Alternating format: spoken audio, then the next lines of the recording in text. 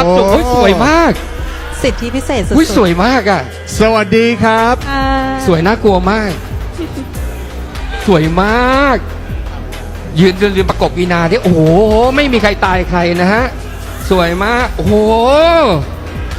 ฟาร่าที่ถูกต้องอุ้ยสวยชิบหาย สวยจังทำไมสวยขนาดนี้introduce yourself please ค่ะสวัสดีค่ะ ชื่อเบนเนเดตตาเปรียพงศ์นะคะ เป็น Miss Universe ปทุมธานีค่ะ ทำอะไรอายุเท่าไหร่ยังไง อายุ 25 ค่ะ จบจาก Stanford University คณะ Communication เบนเนเดตตาเปรียพงศ์ลิโซนีปทุมธานี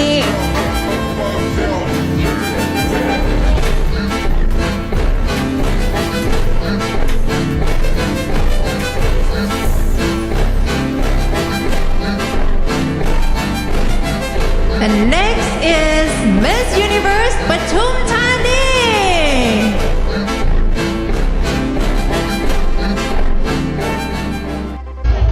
Okay, so what's your idea of luxury self-care?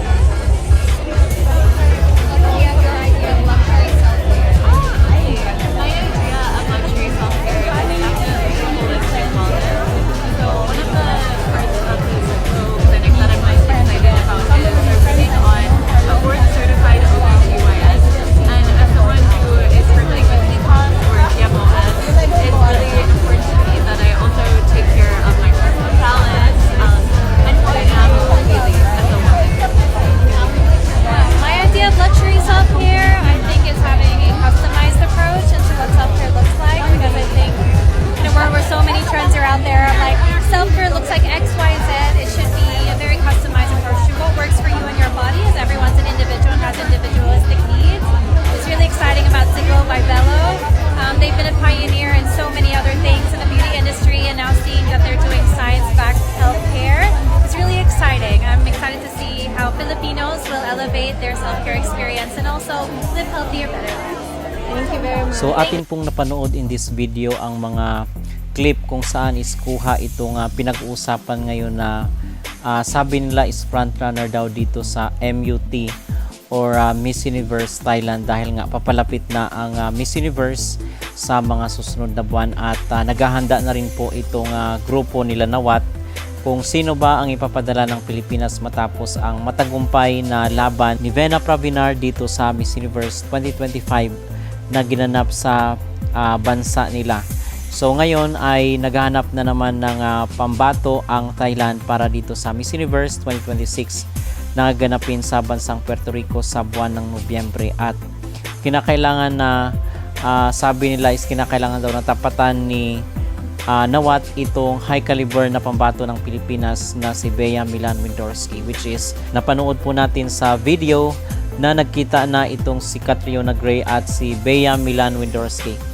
Kasi ito naman yung parang tradisyon ni Catriona, na nakikipagkita siya sa mga representatives ng Pilipinas dito sa Miss Universe.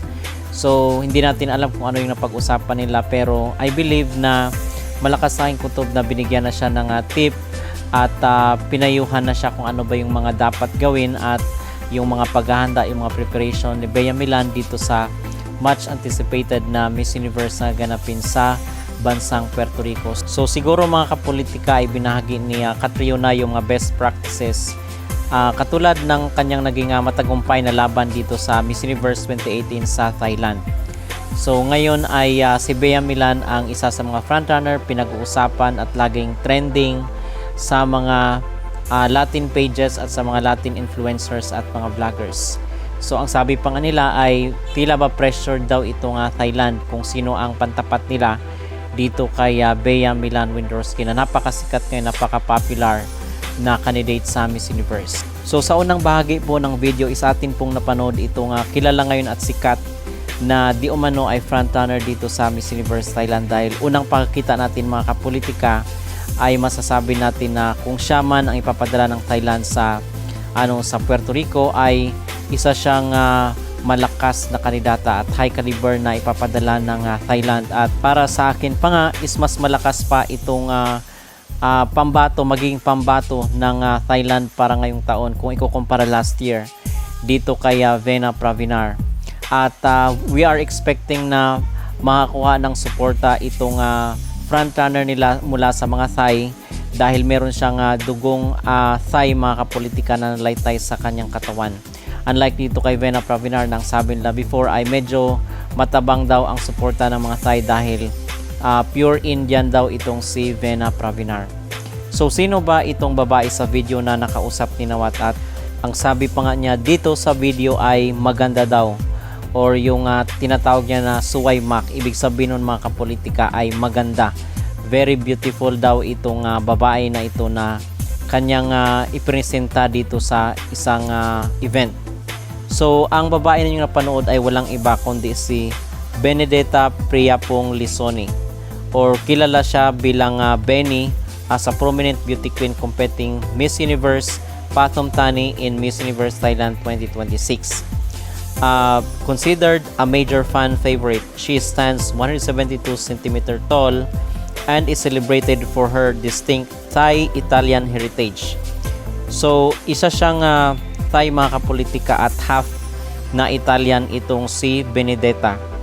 At sabi dito, siya ang Miss Universe Pathum Thani 2026 at yung kanyang edad mga kapolitika is nasa 25 years old lang itong si Benedetta, or pambato ng Pathum Thani sa Thailand. At fluent siya sa Thai, English at sa Italian.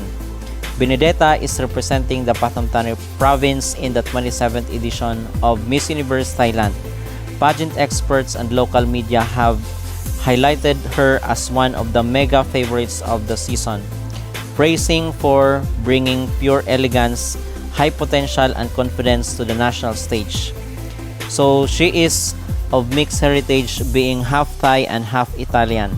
Because of her multicultural background, she grew up learning multiple languages and is fully trilingual in Thai, Italian and English. So fluent ito sa tatlong lingwahe itong si Benedetta, at we are expecting mga kapolitika na sana siya ang ipapadala ng Thailand doon sa Puerto Rico sa Miss Universe 2026 para very exciting ang magiging labanan ng mga candidate at representatives dito sa 75th edition ng Miss Universe. So aside dito kay Benedetta is meron pang ibang mga candidate na napupusuan yung mga netizen, katulad lang itong si Tarina Botes na nag-compete doon sa MJ All-Star. Pero I believe na kung gusto ng Thailand na pasabog ang kanilang maging kandidata sa Miss Universe para ngayong taon, most especially na ibabangga dito sa mga Latinas, ang pinaka-perfect na candidate mga kapolitika ay itong si Benny. Okay, so yun ang aking maging reaksyon at paging opinion dito sa trending ngayon at pinag-usapan na sabi nila is early favorite dito sa Miss Universe Thailand. Talagang masasabi naman natin, to be fair, na maganda at malakas ang dating nitong si Benny kung siya ang ipapadala ng kanilang bansa para masundan ang matagumpay na laban ni Vena Pravinar sa Miss Universe 2025. Okay, so yun mga kapolitika ang ating update ngayon, at dito naman tayo kay Bea Milan Windorski kung sila ay magtatapat. Sa tingin ko ay magiging kapanapanabik ang maging laban ni Bea at nitong si Benny na pambato ng Thailand. So abangan natin at hopefully is siya talaga ang ipapadala ng kanilang bansa. At so far mga kapolitika, yun po ang ating pinaka-latest na update dito sa mundo ng beauty pageant, in particular dito sa nalalapit na finals ng Miss Universe Thailand sa August 23. Yan mga kapolitika doon sa kailang MGI Hall. At yun po ang ating pinaka-latest na update dito sa mundo ng beauty pageant. Sino sa tingin nyo mga kapolitika ang mas angat, or ano po ang inyong masasabi dito sa early favorite ng Miss Universe Thailand na si Benedetta? Mag-comment down below at huwag kalimutang mag-like at mag-subscribe na rin kayo dito sa ating YouTube channel.